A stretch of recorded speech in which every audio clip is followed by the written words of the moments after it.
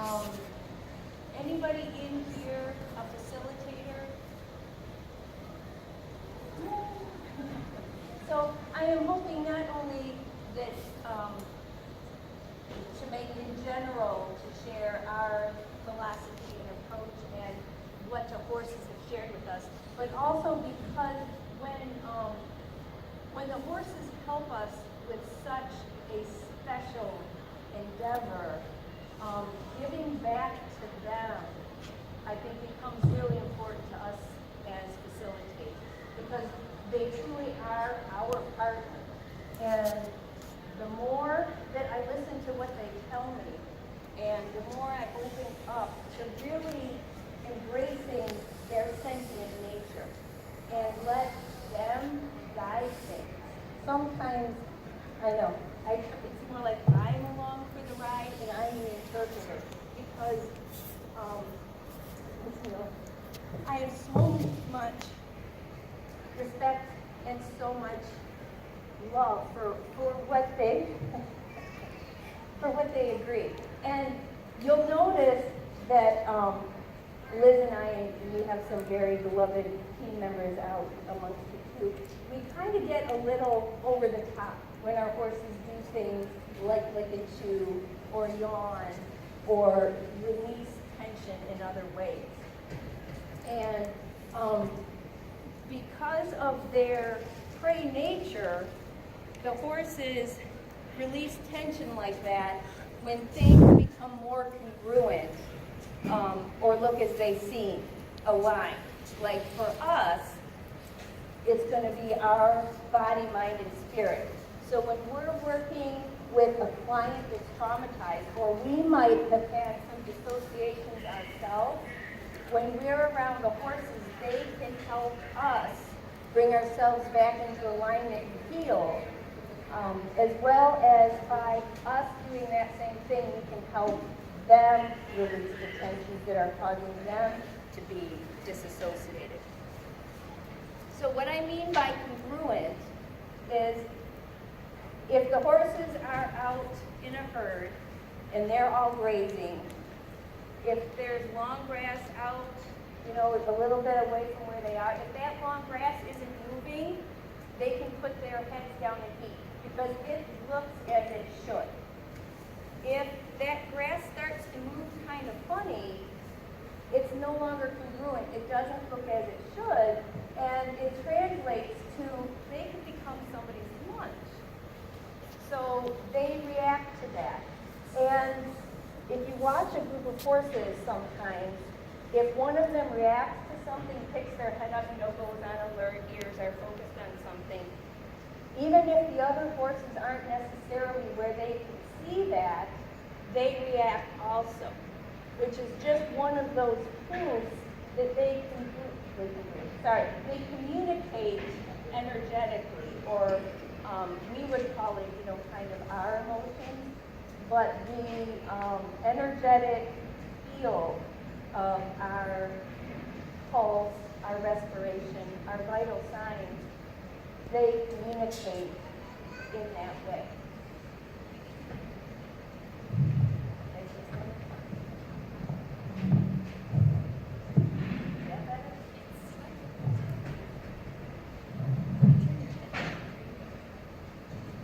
Like this. Always have to.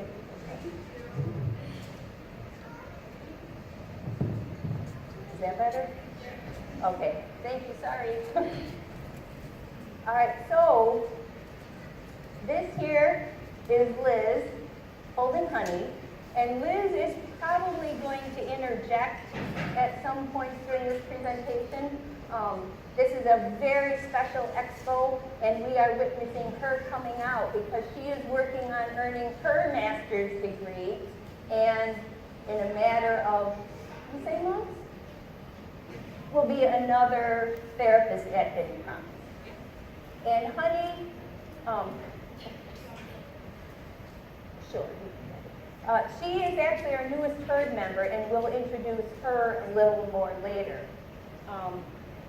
This is Annie, who's, I guess, giving you just a little different view. She would like you to notice she has worked very hard. She has an unevenness in her hips. And a lot of what we're going to talk about and show you today has helped her become more even. But one of the reasons that we picked the topic for today has to do with the demonstration that we did last year. And the star then was our golden girl, Stage Horse Jewel. And we were preparing her for a journey to participate in cowboy dressage class. And she came a long way in being comfortable, being interacted with. I had told the story. She was, one day went out to catch her because we were going to be worming, and after an hour and a half, we finally caught her. And then I decided not to worm her after all of that because I didn't want to add something negative after she had finally been caught. But while we were doing that demonstration, Annie came along. She was supposed to be the support horse. And kind of like she's doing now, well, now she might be, but Annie was moving around during the demonstration. And whenever we work with the horses, and especially with the horses and people, we always pay attention to things they do that are just a little bit different. And Annie is very, very good at conserving energy, so most of the time she would be in one place.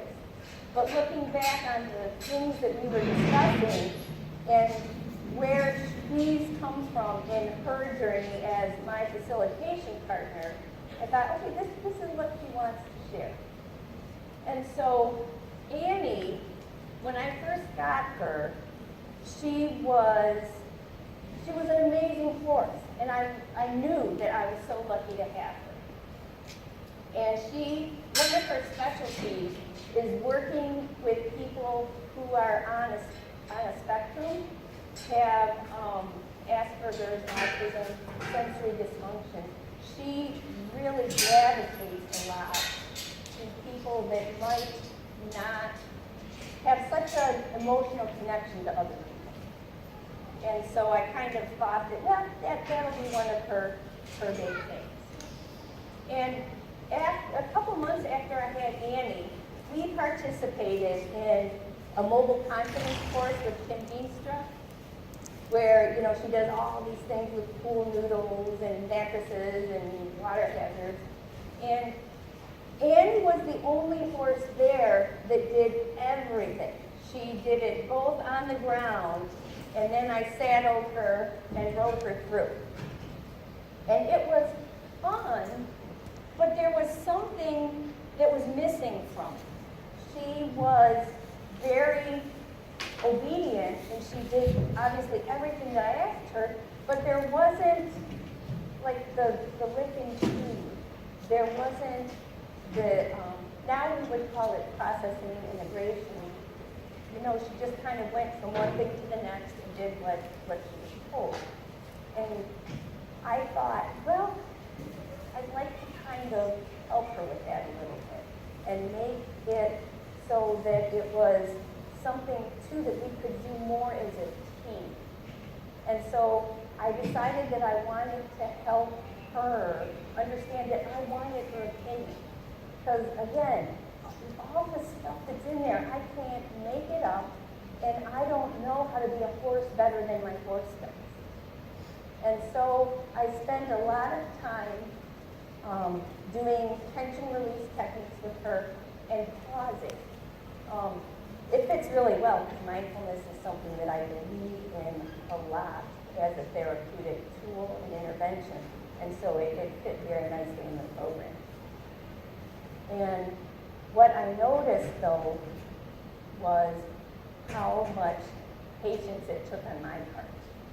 Because having been educated in a more traditional way of interacting with horses, we were spending a lot of time just hanging out. We weren't accomplishing anything. We weren't doing anything. I wasn't telling her to do something that was happening. And this is where I'm starting to to really consider it to be inner journey horsemanship. Because if you want to talk about limiting beliefs or listening to critical voices, when you're standing there, sometimes we refer to it affectionately as watching paint dry, but it can take a while sometimes for your horse to process through something, release tension, and respond to a request. And Annie and I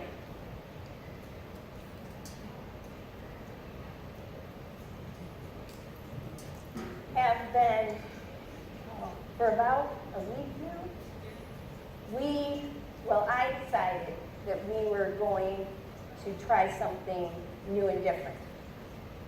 And Annie is a lot more relaxed and expressive on the ground, but when I would go to put somebody on her back, she would go a little more back into that just obedient mode and not be as interactive or expressive.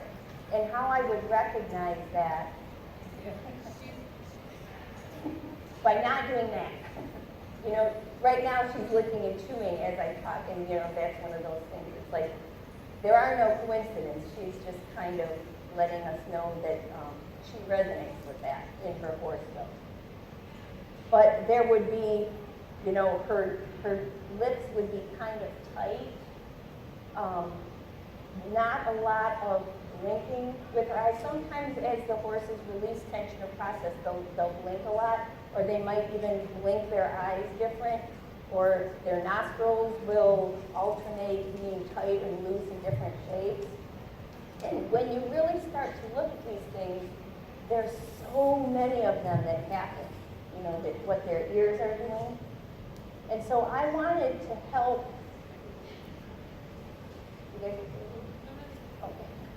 I wanted to help her understand that she could have more opportunities to express opinions under the saddle or with the rider. And so what I had planned to do, and as long as she agrees now, is I wanted to just get on her and see what she would do. I took away I don't really want to say my ability, but I decided that I was not going to tell her what to do. I was not going to say walk. I was not going to say, oh my gosh, no, don't put your head over there and talk to that horse that you've done that before. No, don't go down that aisle where the other horses are eating, because you might have gotten a little hint that that's what happened once I got on her. She was making all these choices. And I like to think that I can stick to my word, so I just let her take me where she wanted to go. And at home at the farm, there's a wagon that we get on, and so I asked her to come up to the wagon, and I don't know if she complied, she agreed, but she got there. And then I got on, and then I did another thing that we're never supposed to do as horse people. As I got on her back, she would move off. And I didn't stop her, I didn't correct her.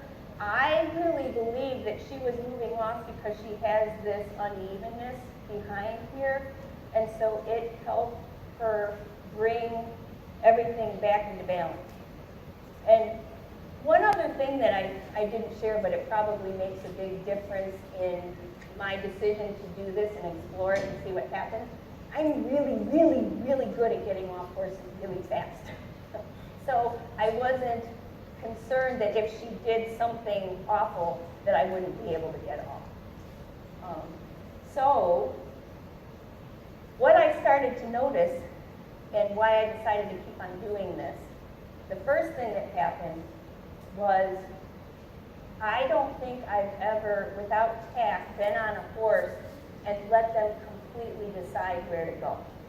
You know, I was usually asking them, oftentimes when I'm riding a horse, they have a lameness issue or they have a crookedness, and I'm trying to help them a little bit like physical therapy, move differently.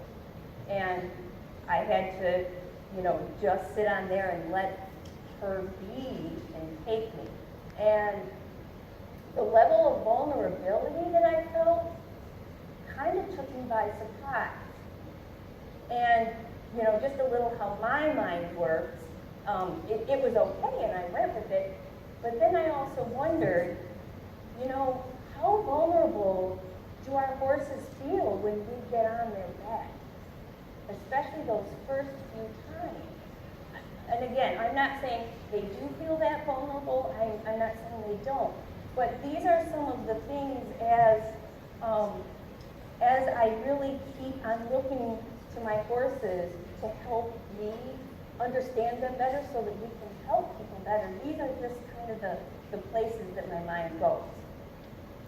And so, that was interesting, and I thought, after I got off, I can't wait to see what happens the next time. And something that happened that was very cool was Annie lives with 2 other mares, and they're out 24/7 with the round mare. And I think she's probably lowest horse on the totem pole, or she's just decided she doesn't really care to make herself be able to be out on maybe on round bales on that round bale race. So oftentimes when I would go out in the field, the other 2 horses, one of which is very gregarious, they would come up. And then Annie's just like, my head's going in the middle of that round bale now. And she hasn't, well, every once in a while she'll say no when I go out to get her, but it's usually, then there turns into a story behind it about how the other horse that I got did something with the client or something that I learned from it. But usually she would be out eating, and I would ask her then to come in, and she would, but it wasn't like, hey, what are we going to do today? Well, it might have been the 3rd time after I did that, because a lot of times I'll call their names when I go out to the field. I called her name. She was the first one to come up and say hi. And I had, the halter, she was trying to put her nose in it, and we went in. And that happened, again, it's only been a week, but that happened each time that I went out. It happened this morning, even it's not even my horse. And Liz said it happened this morning to her, and it wasn't even her horse. So that's just one of those things that's a little validation about how they're experiencing what we're offering to them. And so, since she was agreeing, I just thought, in a new environment like that, I will try it here and just kind of see what happens. Do you want me to mark you? Oh.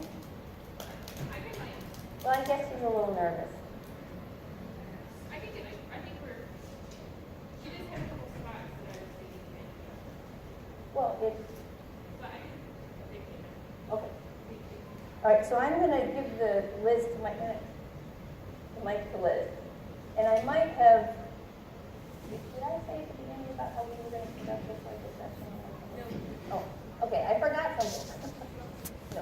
No.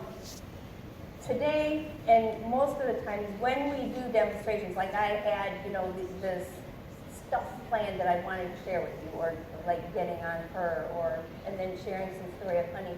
But I always defer to the horses, because sometimes what they offer and where we end up gets to be much better than, whatever brilliant plan I thought that I had.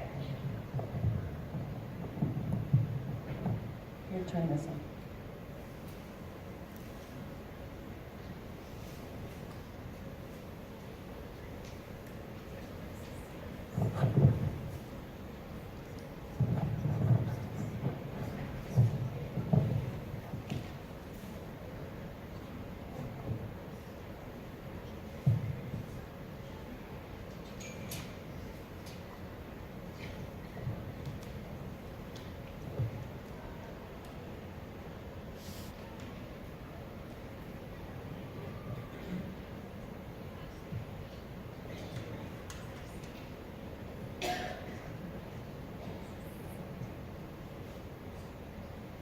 While she's getting ready, I can kind of tell you what Honey and I were doing. She found a spot, I found a spot kind of in her shoulder while I was petting her, and now we're turned around, so we're kind of useless. But her vision changed, her eye got different, and I don't know always how to explain it, except it got softer, but there's an intensity to it. Like something's happening in here. And I just kept kind of playing in this spot and rubbing it, putting like a little bit of massage to it, and then she got all of those big yawns out. I don't know if anyone can call them. And we kind of learned this method, the Masterson method, from Jim Masterson, and we've really utilized it in our partnership with the paint drive. And then I just kind of follow her body wherever else I feel called. Went for a hip. I mean, shoulders and hips in a quarter horse isn't too shocking. It was 80. Well, I just went to get on and she moved off. So I was just applauding her.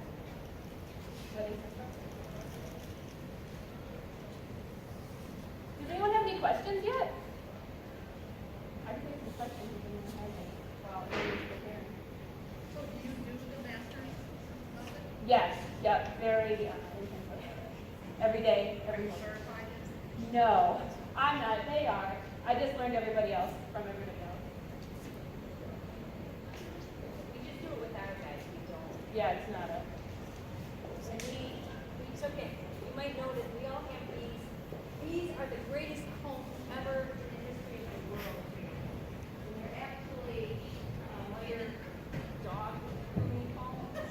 But what they do, I don't know if it's metal frames, because for years and years I did combing for mine for this, but I used a plastic comb. And there was just something different about it, I don't know what it is. But the horses, as you comb with it, they'll exhibit, magnify all of those Masterson releases. I can't explain it, I just can't do it. And he's come up with new. I just saw Mark Rashid in a couple months ago, and his wife is very big into Masterson, and she was telling us that Jim's coming up with these new spots that he's finding on horses, and it's not just the general areas. It's kind of like in here or in all these other places that he's finding that horses really function from. So it's just been really fun to play with. And you can't do any harm. You know, there's no harm to it. So as long as the horse, you're reading your horse.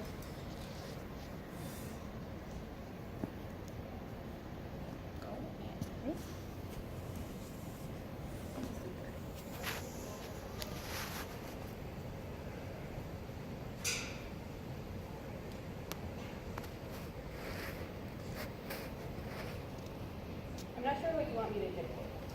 Well, I just, Okay. and when she stops, I'm gonna take her. I'll read.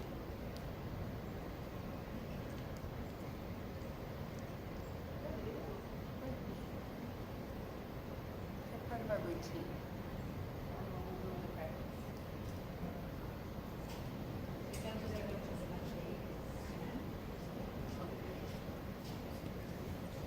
So, we really like to call what we do to undramatic horsemanship because, but all of these releases of tension, you know, just giving her the opportunity. I don't know what could be in there, why it's in there, but to be able to let her out or let her let it out is important to me. Are you sure you don't want this? You might? Yeah. No, you're letting her just do what she wants. Yeah. Yeah, but I just don't, she's in whatever flow she needs to be, and if I put the mic back on, I'm worried. Okay, okay. So I can dictate. So her eyes are really big, and this is, I've watched them do this, I think every time. Maybe I've missed one. And Annie isn't a big licking chewer or a yawner, and she's gonna show me that I'm wrong. But it's very interesting to watch that vulnerability show up. Because Annie, the first day she did it, she just paced around, she didn't know what to do, what was my instructions. She was looking for what to do. She was wanting to be told the instructions. And then the second or third time, all of a sudden, she's just in her own zone, flowing around, and she didn't have that concern to her anymore.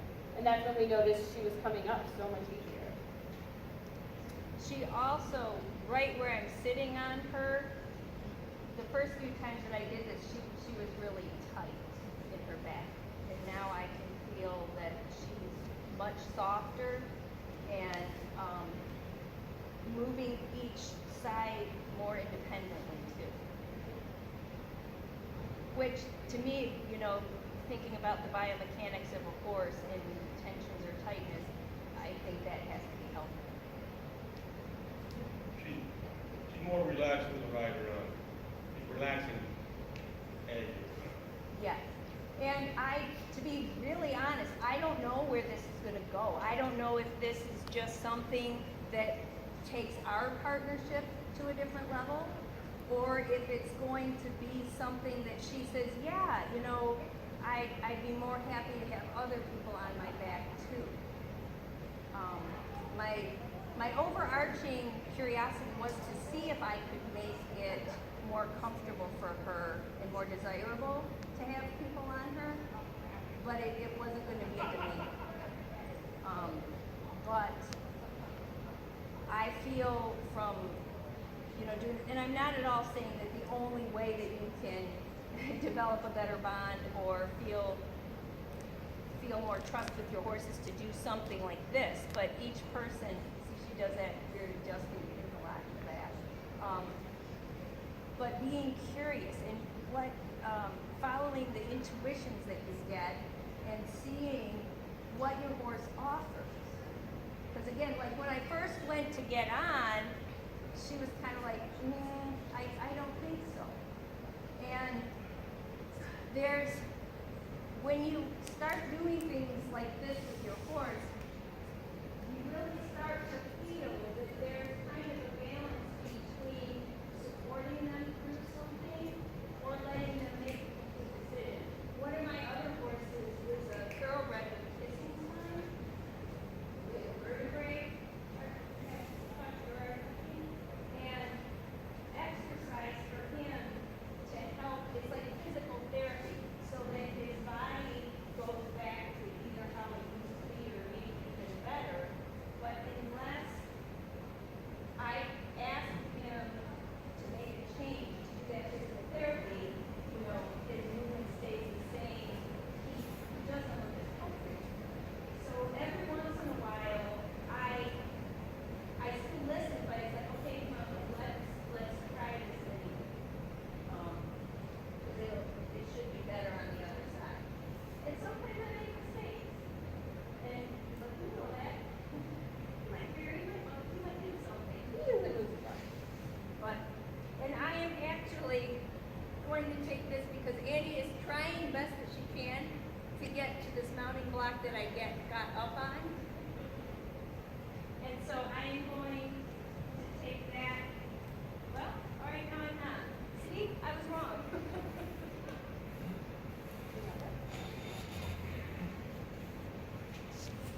She's got like these two reins right here. They're very interesting. Like when she breathes. That's cool. All right, so I think since she's okay with this, do you want to, because you've got the mic on, do you want to talk about something? Sure. Just for space. Yeah, how why we have. Okay, so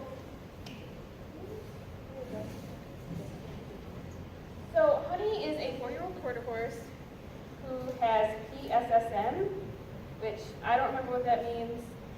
Not a vet, but something in her muscles get tight. Too much glycogen. And her previous owner was looking for her to have a great home, but still be very interactive and working with lots of people. So we were contacted, and here she is. And now you can't see her. Yeah.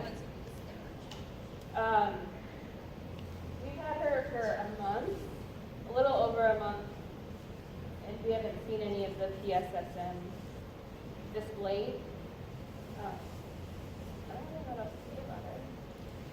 I'm not big on her journey yet.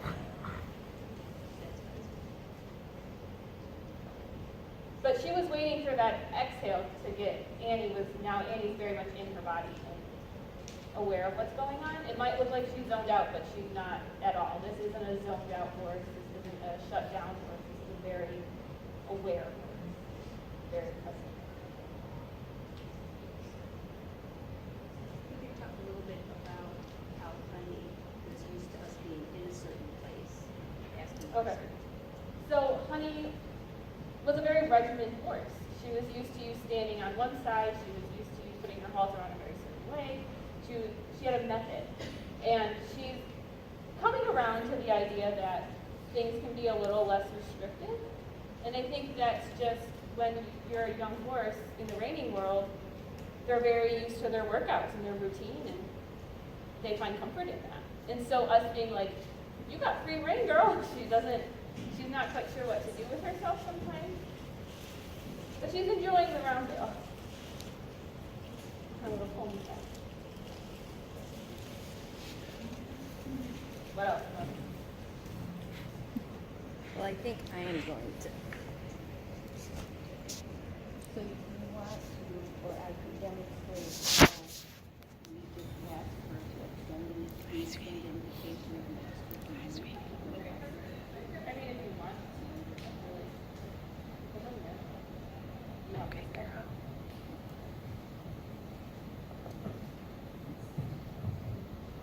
All right, so, well, you're switching around. I got off Annie because when I was standing there, she had almost, it wasn't panting, but her breathing had gotten a little bit deeper and quicker. And so then she went over there, Thank you. She let down and went to say hi to Amy, and so I figured that was a good time to get off because she doesn't quite have, did I get it right?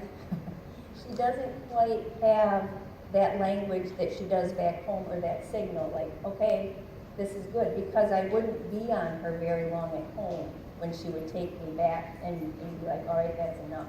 Because again, remembering myself, that feeling of vulnerability that I had. Whatever, I promised her, whatever you tell me, I will listen to the best of my knowledge. And so it felt like she was letting me know that she was done. So we stopped.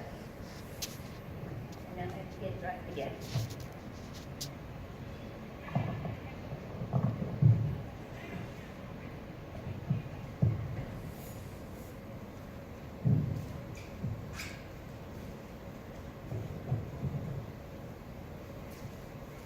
Okay, so you want me to start?